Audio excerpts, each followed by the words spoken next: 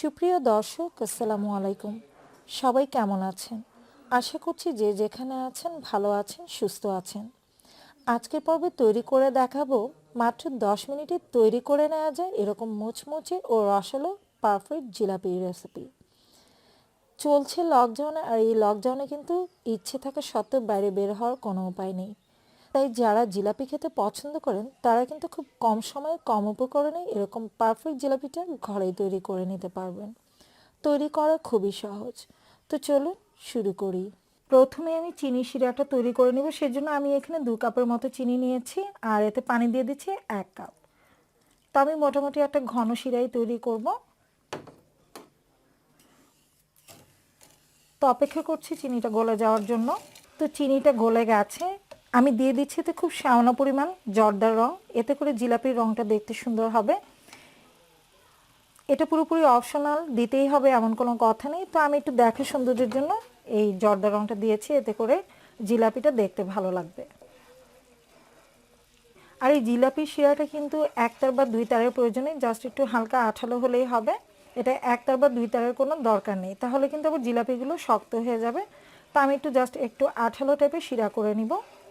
শিরাটা প্রায় হয়ে গেছে, আমি একটু চেক করে নিচ্ছি।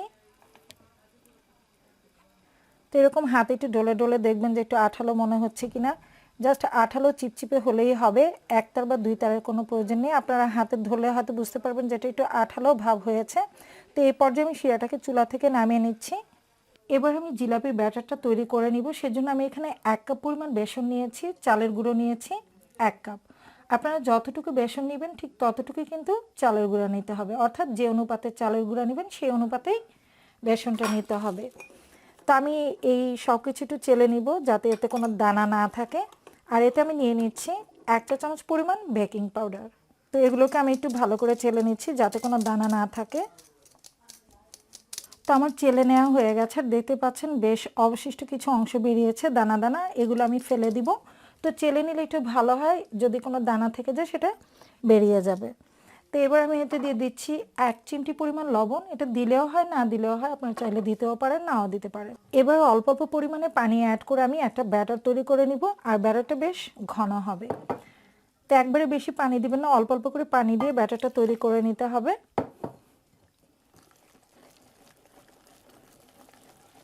সব কিছু খুব ভালোভাবে মিক্স করে নিয়েছি। তো আমি একটু আপনাদেরকে ঘনত্বটা দেখিয়ে দিচ্ছি। তো আপনারা দেখতে পাচ্ছেন বেশ ঘন একটা ব্যাটার কিন্তু তৈরি করে নিতে হবে। তা আপনাদের সুবিধার জন্য আমি একটু চামচ দিয়ে তুলে দেখাচ্ছি যে ব্যাটারের ঘনত্বটা কেমন। তো লক্ষ্য করলে হয়তো বুঝতে পারছেন বেশ ঘন একটা ব্যাটার কিন্তু তৈরি করে নিতে হবে। তো এবারে এই ব্যাটারটা আমি একটা সসের বোতলে ভরে নিব। তো আজকে জিলাপিটা আমি সসের বোতল দিয়ে তৈরি করব। আর আমি যতটুকু চিকন চাচ্ছি সেই অনুযায়ী কিন্তু আমি সসের বোতলটা নিয়েছি। তো আপনাদের কাছে যদি সসের বোতল না থাকে সেই ক্ষেত্রে পানির বোতলে ভরেও কিন্তু জিলাপিটা তৈরি করে নিতে পারবেন। পানির বোতলের মুখার উপর একটু ফুটো করে নেবেন যতটুকু মোটা জিলাপি তৈরি করতে চাচ্ছেন। যদি এর কোনোটি আপনাদের কাছে না থাকে সেই ক্ষেত্রে আমাদের সবার কাছে কিন্তু এরকম প্লাস্টিকের পলিথিন ব্যাগ আছে, যেগুলো আমরা সবজি বা তরকারির সাথে পেয়ে থাকি। তো এরকম পলিথিন ব্যাগে ভরে গিট দিয়ে নিতে হবে, তারপর কর্নারটা একটু কেচি দিয়ে কেটে নেবেন। যতটুকু মোটা বা চিকন জিলাপি আপনারা খেতে চান সেই অনুযায়ী কিন্তু আপনারা ফুটোটা করে নেবেন। তো আমি ব্যাটারটাকে সসের বোতলে ভরে নিচ্ছি। জিলাপিগুলো ভেজে নেওয়ার জন্য আমি প্যানে পরিমাণ মতো তেল দিয়ে দিয়েছি, আর তেলটাও কিন্তু গরম হয়ে গেছে। এই পর্যায়ে আমি সাবধানে জিলাপিগুলো তৈরি করে নেব। তো আমি কিন্তু তেমন একটা প্রফেশনাল নই, ফার্স্ট টাইম জিলাপি তৈরি করছি। আপনারা হয়তো দেখে বুঝতে পারছেন আমার জিলাপির অবস্থা। তো দেখে নিশ্চয়ই বুঝতে পারছেন এগুলো জিলাপির নকশা না হয়ে অনেকটা কিন্তু ফুলের নকশা হয়ে গেছে।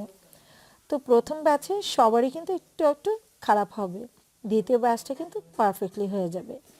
আর জিলাপি কিন্তু খুব বেশি সময় ভেজে নিতে হয় না, অল্প কিছু সময় ভেজে নিলে এটা হয়ে যাবে। তো মিডিয়াম আঁচে এটাকে সোনালি করে ভেজে নিতে হবে।